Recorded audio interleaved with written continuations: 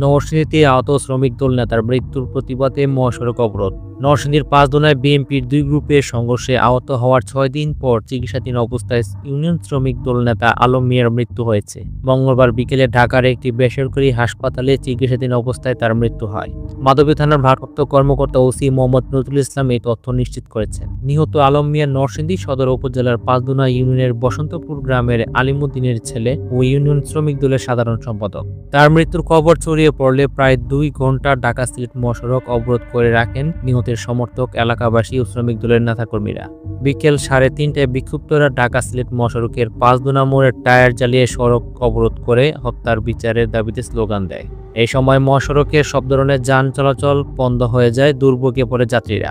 প্রায় 2 ঘন্টা পর পুলিশ, স্থানীয় বিএনপি নেতা ও প্রশাসনের হস্তক্ষেপে অবরোধ তুলে নেওয়া হলে যান চলাচল স্বাভাবিক হয়। এর আগে গত 18 ডিসেম্বর রাতে নরসিংদীর পাঁচদোনায় আধিপত্য বিস্তারকে কেন্দ্র করে বিএনপির পাঁচদোনা ইউনিয়ন বিএনপির সিনিয়র সহসভাপতি লাল মিয়া মেম্বার ও যুবদল নেতা মোসাদ্দেক গ্রুপের মধ্যে সংঘর্ষ হয়।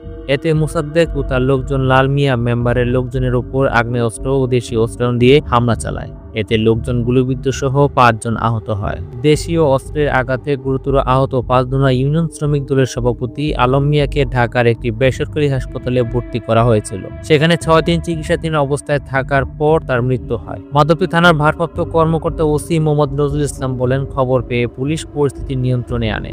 1 ঘন্টারও বেশি সময় যান চলাচল বন্ধ ছিল। পরিস্থিতি নিয়ন্ত্রণে রাখতে পুলিশ মোতায়েন রয়েছে।